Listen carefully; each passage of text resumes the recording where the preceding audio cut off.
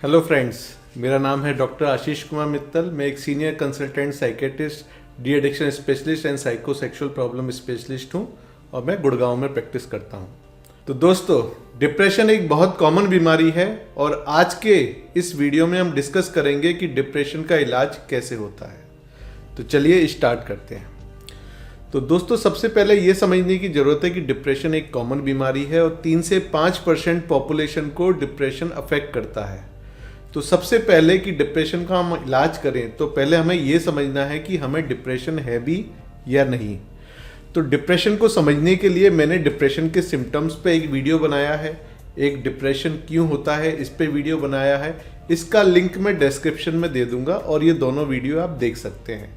साथ ही आप डिप्रेशन की प्लेलिस्ट में जाइए, मेरे चैनल में जाइए, डिप्रेशन की प्लेलिस्ट खोलिए और उसमें जितने भी वीडियो हैं आप डिप्रेशन के बारे में देखिए, तो आपकी डिप्रेशन के बारे में नॉलेज काफ़ी बढ़ जाएगी। दोस्तों, आपका बहुत सारा प्यार हमें इस चैनल पे मिला है। आप इस चैनल को फ्रीक्वेंटली लाइक करते हैं, काफ़ी लोग इसको सब्सक्राइब करते हैं और कमेंट्स में हम लोगों की प्रॉब्लम सुनते हैं और उनका आंसर करते हैं।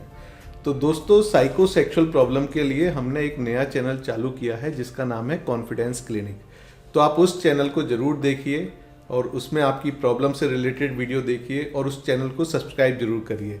तो उस चैनल का लिंक मैंने डिस्क्रिप्शन में डाल दिया है, तो आज ही उस चैनल पे जाइए और सब्सक्राइब करिए, जिससे कि सेम प्यार जो आप यहाँ दे रहे हैं उस चैनल को भी मिले। तो दोस्तों, अब डिस्कस करते हैं कि डिप्रेशन के कॉमन सिम्टम्स क्या होते हैं। तो कॉमन सिम्टम्स होते हैं डिप्रेशन के उदास रहना, और ये उदासी most of the time patient को रहती है। काफ़ी पेशेंट फ्रीक्वेंटली रोने भी लग जाते हैं, उनका किसी भी चीज़ में इंटरेस्ट नहीं आता, उनको किसी भी चीज़ में इंटरेस्ट नहीं लगता और जो चीज़ वो पहले एंजॉय करते थे उस चीज़ों में उनको एंजॉयमेंट मिलना कम हो जाता है या ख़त्म हो जाता है। काफ़ी लोगों को बहुत वीकनेस फील होती है और वो थोड़ा भी काम करते हैं तो उनको थकावट महसूस होती है। लोगों का सेल्फ कॉन्फिडेंस कम हो जाता है, जो उनकी कंसंट्रेशन है, लोगों की कंसंट्रेशन कम हो जाती है डिप्रेशन में। लोगों को अपने लिए गिल्ट आता है कि उन्होंने कोई काम किया है, ढंग से नहीं किया, उनकी वजह से कुछ गलत चीज़ हो गई। लोगों को वर्थलेसनेस के थॉट आते हैं कि मैं तो बेकार हूँ, घर वालों पे बोझ बन गया हूँ, इस तरह के थॉट आते हैं। काफ़ी लोगों को होपलेसनेस के थॉट आते हैं कि अब कुछ नहीं बचा है, फ्यूचर पूरा अंधकार में है, इस तरह से लोग सोचते हैं। काफ़ी लोगों को सेल्फ हार्म थॉट्स भी आते हैं। ऐसे केस सीरियस होते हैं और इन केसेस को फ़ौरन अर्जेंट साइकेट्रिक हेल्प की ज़रूरत होती है। और डिप्रेशन में लोगों की स्लीप एंड एपेटाइट अफेक्ट हो जाती है। मोस्ट ऑफ द केसेस में ये कम हो जाती हैं और कुछ केसेस में ये बढ़ भी जाती हैं। कुछ लोगों को डिप्रेशन में शरीर में अलग अलग जगह दर्द भी होता है और ये जगह अनरिलेटेड होती है, जैसे सिर में दर्द हो रहा है, नेक में दर्द हो रहा है, छाती में, पेट में, टांगों में, तो अनरिलेटेड जगह दर्द होने लग जाता है। काफ़ी लोगों की डिप्रेशन में घबराहट भी होती है उनको और दिल की धड़कन भी बढ़ जाती है। तो दोस्तों, जो अभी मैंने ये सिम्टम डिस्कस किए, अगर मरीज को बहुत सारे सिम्टम्स इनमें से हैं और वो पेशेंट की पर्सनल, सोशल और प्रोफेशनल लाइफ अफेक्ट कर रहे हैं, साथ में ये सिम्टम अगर 14 दिन से ज़्यादा चल रहे हैं, तभी हम मरीज को एक डिप्रेशन का मरीज मानते हैं। क्योंकि ये तो बहुत कॉमन है कि लोग बोलते हैं कि आज मुझे डिप्रेशन हो रहा है, आज मुझे अच्छा फील नहीं हो रहा। 1-2 दिन के लिए ये फीलिंग किसी को भी आ सकती है, लेकिन अगर डिप्रेशन के बहुत सारे सिम्टम हैं जो लिस्ट में मैंने बताया और वो 14 दिन से ज़्यादा चल रहे हैं, तभी हम मरीज को डिप्रेशन का डायग्नोसिस करते हैं। तो दोस्तों, जब हमें पता लग गया कि हमें डिप्रेशन है या किसी हमारे फैमिली मेंबर को डिप्रेशन है, तो आगे हमें क्या करना चाहिए। तो सबसे पहले हमें कम्युनिकेट करना चाहिए, वेंटिलेट करना चाहिए। मरीज को अपनी फीलिंग्स को अपने फैमिली मेंबर्स के साथ शेयर करना चाहिए। और अगर आपकी फैमिली में कोई डिप्रेशन का मरीज है और वो आपसे कुछ कम्युनिकेट कर रहा है, तो आपको उसको पेशेंटली लिसन करना चाहिए, जिससे कि उसकी फीलिंग्स का वेंटिलेशन हो जाएगा। दूसरा, मरीज को प्रॉपर स्लीप लेनी चाहिए, 6 to 8 आवर्स। ये भी पॉसिबल है कि डिप्रेशन की वजह से आपकी नींद कम हो गई है, लेकिन जो लोग अपनी नींद को अपनी वजह से कम कर रहे हैं, जैसे कि काफ़ी लोग रात में मोबाइल यूज़ करते रहते हैं लेट नाइट तक, काफ़ी लोग टीवी देखते रहते हैं, तो ऐसे लोगों को समय पे सो जाना है और कोशिश करना है कि 6 से 8 घंटे की प्रॉपर नींद वो लें। डिप्रेशन की अवस्था में लोगों को अगर कोई भी एडिक्शन है तो उससे बचना है या उसको स्टॉप करना है। जैसे लोगों को अल्कोहल का अगर एडिक्शन है तो अल्कोहल डिप्रेशन को बढ़ा देता है। किसी को अगर कैनाबिस का एडिक्शन है, जैसे गांजा, हशीश, भांग, इन चीज़ों का वो सेवन करते हैं, तो उनको स्टॉप करना होगा, क्योंकि ये चीज़ें डिप्रेशन की सीवियरिटी को बढ़ा देती हैं। काफ़ी सारे लोग हमने देखा है कि बहुत ज़्यादा चाय कॉफ़ी पीते हैं, तो जो कैफ़ीन होती है वो एंजाइटी बढ़ा देती है, जिससे कि डिप्रेशन की सीवियरिटी बढ़ने के चांसेस बढ़ जाते हैं। तो उन लोगों को अपनी कैफ़ीन इंटेक पे भी कंट्रोल करना होगा। साथ में लोगों को अपनी लाइफ स्टाइल में चेंजेस लाने होंगे, जैसे कि उनको वॉक करना चालू करना है। अगर वो जॉगिंग कर सकते हैं तो जॉगिंग करना स्टार्ट करिए, या कार्डियो एक्सरसाइज करिए। अगर आप योगा करते हैं तो और भी अच्छा है। योगा करने से डिप्रेशन की सीवियरिटी कम होती है। और जो लोग कंसंट्रेट कर सकते हैं तो वो लोग मेडिटेशन सीख के मेडिटेशन भी स्टार्ट कर सकते हैं। और आपको अपनी डाइट का विशेष ध्यान रखना है। आपको एक हेल्थी बैलेंस डाइट लेनी है, जिसमें कि प्रॉपर प्रोटीन होना चाहिए, विटामिन्स होने चाहिए। जिन लोगों को डिप्रेशन के साथ साथ दूसरी बीमारियां जैसे हाइपरटेंशन, डायबिटीज़, थायराइड की प्रॉब्लम, तो उन लोगों को इन मेडिकल प्रॉब्लम का साथ में प्रॉपर ट्रीटमेंट लेना ज़रूरी है।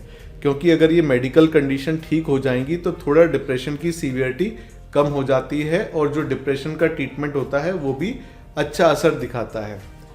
जिन लोगों को कोई नई दवा चालू करने के बाद डिप्रेशन हुआ है, तो उनको फ़ौरन अपने फिजिशियन को इस चीज़ को बताना है कि मैंने ये दवा चालू की है जब से मेरा डिप्रेशन बढ़ गया है, जिससे कि वो कुछ उसका अल्टरनेटिव दे सके और डिप्रेशन आपका कम हो जाए। जैसे कि हमने देखा है कि स्टीरॉयड लेने के बाद डिप्रेशन होने के चांसेस रहते हैं, या जो फीमेल ओरल कॉन्ट्रासेप्टिव पिल्स लेती हैं उनके बाद में भी डिप्रेशन के चांसेस होते हैं। तो आपको फ़ौरन अपने फिजिशियन को इन्फॉर्म करना है। तो दोस्तों, ये तो बात थी लाइफ स्टाइल चेंजेस की, कि क्या क्या चेंजेस हम रूटीन लाइफ में कर सकते हैं और खुद से हम क्या क्या कर सकते हैं कि जिससे डिप्रेशन में फ़ायदा आ जाए। लेकिन जिन लोगों को क्लिनिकल डिप्रेशन है और ये सारी चीज़ें करने के बाद में भी उनका डिप्रेशन नहीं जा रहा, तो उनको आगे क्या करना है। तो जो लोग कुछ नहीं कर रहे, जो ट्रीटमेंट नहीं ले रहे, तो दोस्तों ध्यान रखना है, उनका डिप्रेशन भी 6 से 12 महीने में चला जाता है।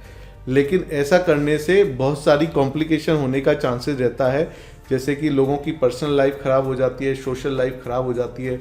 जो लोग वर्किंग हैं 6 से 12 महीने डिप्रेशन में रहेंगे तो वो काम ही नहीं कर पाएंगे जॉब में। तो इसलिए ट्रीटमेंट काफ़ी बार ज़रूरी हो जाता है। अब हम जानेंगे कि ट्रीटमेंट करना कैसे है। तो दोस्तों, डिप्रेशन की सीवियरिटी 3 कैटेगरी में हो सकती है: mild depression, moderate depression, severe depression.